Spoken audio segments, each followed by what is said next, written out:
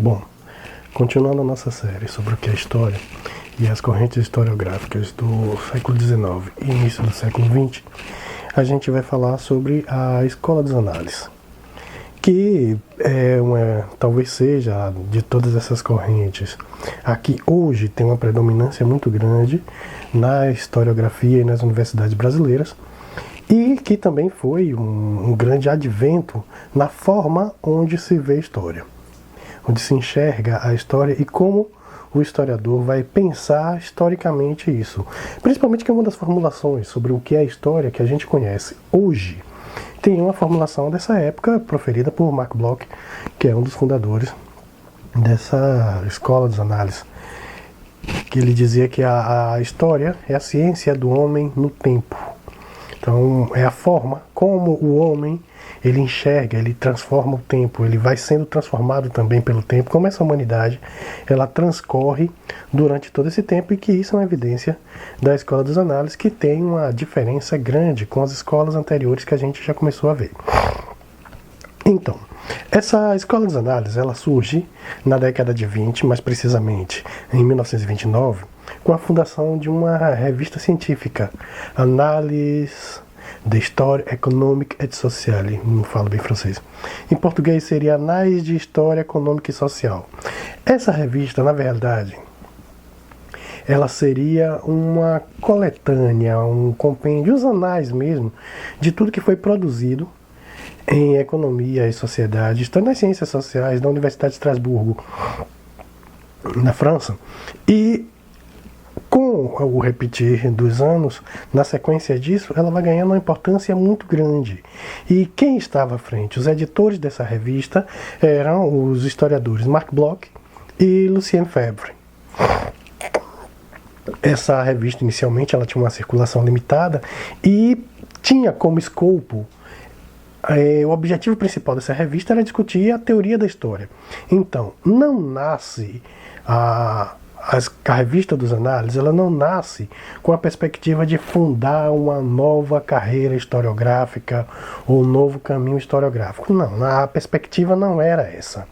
Era só fazer um compêndio de tudo aquilo que já vinha sendo transformado, daquelas mudanças que estavam ocorrendo, e aí então demonstrar novos caminhos, tanto que não se conhece tantos artigos da revista, não são tão falados assim. Inclusive os livros dos editores, dos membros da revista, de quem publica na revista, são mais conhecidos do que os artigos deles na própria revista.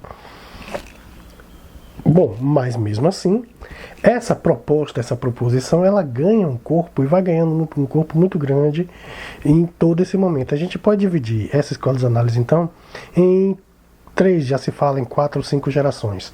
Mas essa primeira geração, que vai de 1929, com a fundação da revista, até 1945, um ano depois da morte de Mark Bloch, é uma geração mais ligada a essa discussão de teoria da história, uma nova perspectiva de história, mas dentro da revista. Não existia ainda, nesse momento, uma perspectiva de uma construção de uma nova perspectiva teórica, ou de uma escola teórica em termos disso. Sobre os fundadores, Mark Bloch e Lucien Febvre. Bloch, ele nasceu em 1886 e morreu em 1844. Ele era judeu, estudou em Berlim, fez o doutorado dele em Berlim, mas teve uma perspectiva complicada, porque com a invasão dos nazistas à França, ele milita e luta na resistência francesa e acaba sendo capturado e morto em 1944. O seu principal livro são os Reis Taumaturgos, e ele tem uma nova perspectiva de análise historiográfica. Ele vai estudar sobre a Idade Média, ele é um medievalista, e quando ele escreve os Reis Taumaturgos, a perspectiva dele é compreender como aquelas pessoas idealizavam a realeza, a monarquia, porque o rei ele não era um funcionário do Estado durante a Idade Média, ele era uma deidade, quase que uma deidade, ele era um escolhido de Deus. O absolutismo se presta nisso, no direito divino de governar, E esses reis taumaturgos, eles se baseavam nisso. Então a união da igreja com a nobreza levava a que esses reis tivessem essa essência. O objetivo dele era estudar também a política e a economia, mas basicamente como a mentalidade das pessoas aceitavam esse tipo de ideia de uma forma tranquila, de maneira que isso justificasse até a própria monarquia. Então, nesse momento, o que justificava a ideia desses reis taumaturgos era mais a mentalidade das pessoas da época do que necessariamente um domínio econômico e social, ainda que existisse esse domínio econômico e político sobre essa sociedade. Lucien Febvre nasceu em 1878 e falece em 1956. Ele tem uma vida mais longa que Marc Bloch, também francês, também militou pela resistência francesa, mas daquele cenário da década de 40, ele tinha uma vantagem sobre Bloch, que ele não era judeu. E por não ser judeu, ele, depois da morte de Bloch, ele continua editando a revista até a sua morte. Um dos principais livros de Lucien Febvre é Martinho Lutero, Um Destino, em que ele vai analisar a ascensão de Lutero e como Lutero ele transforma a realidade da Reforma Protestante através da mudança do pensamento.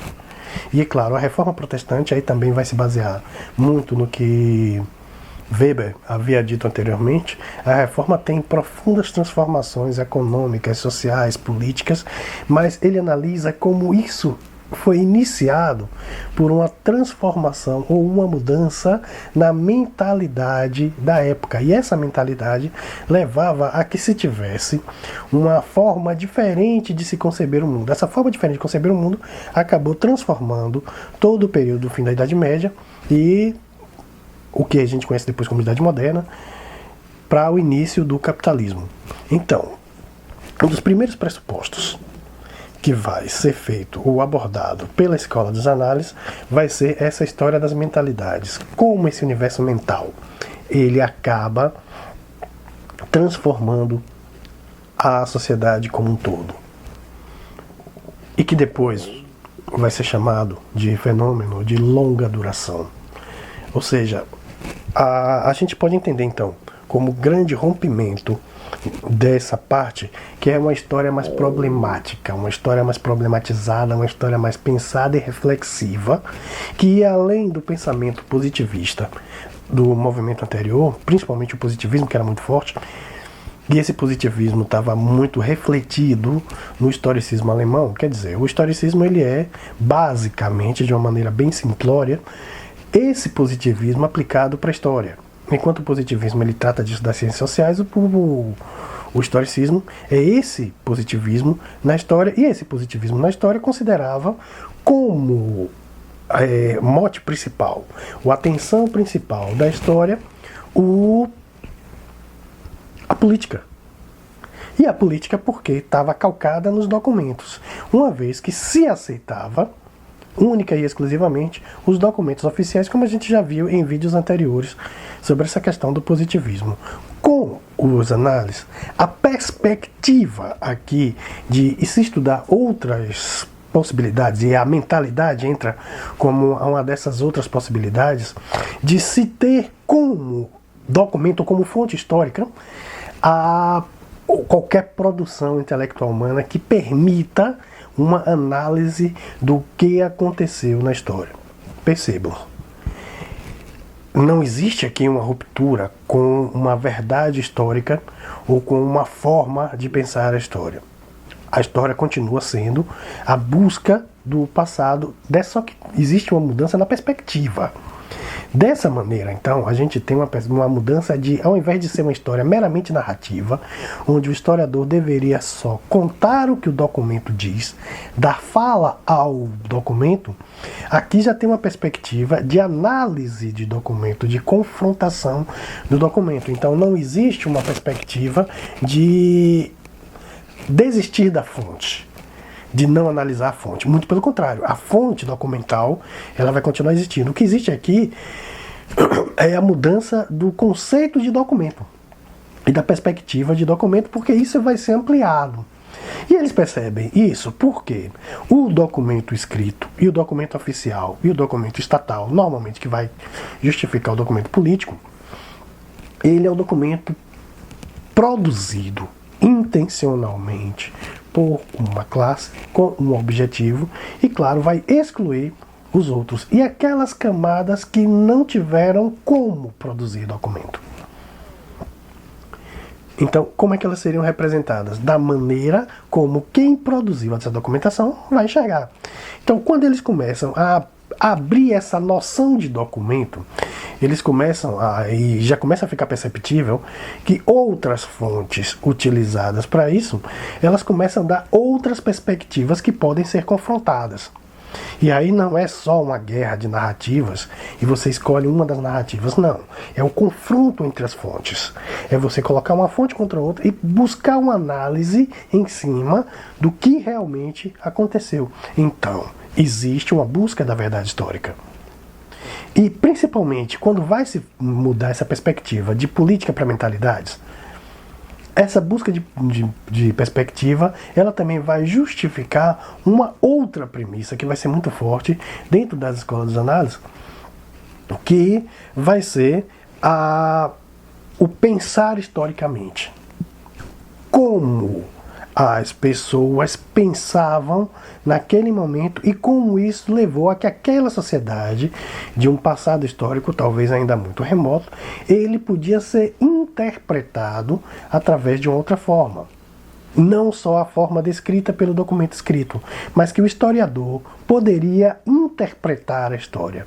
Mas interpretar a história não significa que ele não usasse parâmetro nenhum e utilizasse somente a sua imaginação para fazer isso. Ele interpretaria a história com base numa gama mais ampla de documentação. E aí, fontes iconográficas, fontes cartoriais continuam existindo, o documento escrito ele não perde o valor. As fontes eclesiásticas, as pinturas, as gravuras, e acaba indo para uma outra área, gerando uma nova demanda. Por quê? Essas novas perspectivas de documento vai exigir um conhecimento maior de áreas que não necessariamente pertenciam ao historiador. Então, quando você utiliza fontes do direito, por exemplo, para se analisar um determinado período histórico, se torna necessário que o historiador compreenda e tenha noções de como aquele documento foi produzido, dá o olhar dentro da luz do direito, e isso vai favorecer a narrativa histórica, a compreensão histórica daquele momento a partir de quando a gente tem uma perspectiva muito maior. Então, começa-se então nesse momento a ser uma história mais interdisciplinar. E essa interdisciplinaridade vai levar o historiador a ter conhecimentos mais amplos da geografia, do direito, da arquitetura, da economia, principalmente, de buscar para a história entender esses elementos e essas construções de forma em que existisse uma verdade histórica sendo construída, que poderia ser uma verdade histórica distinta da verdade histórica positivista, que considerava única e exclusivamente a política enquanto forma de análise de momentos históricos. E aí a gente tem uma transformação e essa ampliação de todas essas questões. Quando isso acontece, a gente tem acontece na história a evidência do homem comum. Ou seja, começa-se a ter um amplo universo de análise que nos dá uma visão não só dos grandes reis, dos grandes momentos, mas também das transformações. Ou seja, a gente começa a ter a ideia e a noção de processos históricos que por vezes se demoram anos, às vezes séculos, para se concluir. Então, a Revolução Francesa não foi obra de um único homem. Existia todo um conjunto de situações que levou para aquilo. Basicamente o que eles trabalham, com o que Luciano Febvre vai trabalhar com a reforma protestante, ela não foi obra única e exclusivamente de Lutero, embora ele estivesse na frente, e não aconteceu só em 1517. Existiu todo um processo antes e todo um processo depois, que teve o envolvimento de inúmeras pessoas, e a grande maioria dessas pessoas que estavam envolvidas naquilo, ninguém vai lembrar sequer o nome para isso, mas foram importantes. Esse homem comum que existe dentro do processo histórico, nas transformações históricas, ele começa a ter evidência na história. Ele começa a ser levado em consideração. E que futuramente, em outras pesquisas, vai ser muito mais evidenciado. Mas a história agora não é mais a história dos grandes reis, dos grandes movimentos, das grandes transformações, das datas e dos lugares. É uma história que tem uma complexidade maior, que leva a que a gente tenha uma compreensão maior dos fenômenos. E aí, com essa preocupação dos fenômenos econômicos e sociais, a gente tem uma superação da narrativa histórica, compreendendo a história das mentalidades para esse primeiro momento da primeira geração dos análises. É importante que a gente entenda que essa preocupação com o estudo das mentalidades, de como esse processo de transformação na mente, nas ideias dessas pessoas, leva um tempo imenso para ser mudado, para ser concluído, e essas transformações elas vão sendo evidenciadas na documentação ao longo do tempo. E isso exige um outro lugar. Então, uma das perspectivas que se tinha naquela época é o estudo da história total. Depois de ver que isso era impossível, mas tentar se abranger de várias formas possíveis, utilização de várias disciplinas e de vários objetos para que se tenha um conhecimento do que realmente aconteceu na história. E isso, é claro, evidencia uma busca de uma verdade histórica. Essa busca, então, ela leva a essa noção mais ampla, a essa noção mais complexa do que seria a história. Então, a história ela começa também a privilegiar a sociedade e não os líderes da sociedade. Não existe um líder político que transformou tudo.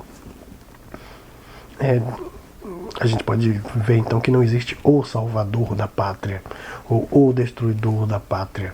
Existem aqueles elementos que estão naquele lugar dentro de um conjunto de fatores que vão levar a que essas transformações históricas aconteçam. Então, nessa perspectiva, a gente pode entender que só a análise da mais variada gama de documentos e das perspectivas mais amplas possíveis é que a gente teria a possibilidade de compreender o momento histórico e não somente o fato pelo fato. A descrição ou a narrativa única e exclusiva desse fato não vai dar uma compreensão e não nos leva a gente a pensar historicamente. Assim como também só a descrição das narrativas e opor uma narrativa a outra, como vai acontecer futuramente, também não vai dar essa ideia. O que a gente tem agora nesse momento é um pensamento de que uma perspectiva historiográfica mais ampla, uma perspectiva histórica mais ampla, ela seria entendida através de uma ciência histórica problematizada e não somente buscando uma verdade histórica baseada nos pressupostos metodológicos das ciências naturais. As ciências humanas precisam de um método próprio, o que não vai significar que tenha menos rigor, não vai significar que ela não seja menos ciência, só vai significar que ela tem uma compreensão de um objeto diferente, um método diferente. Hoje, os análises que eram a revista passaram a ter grande influência.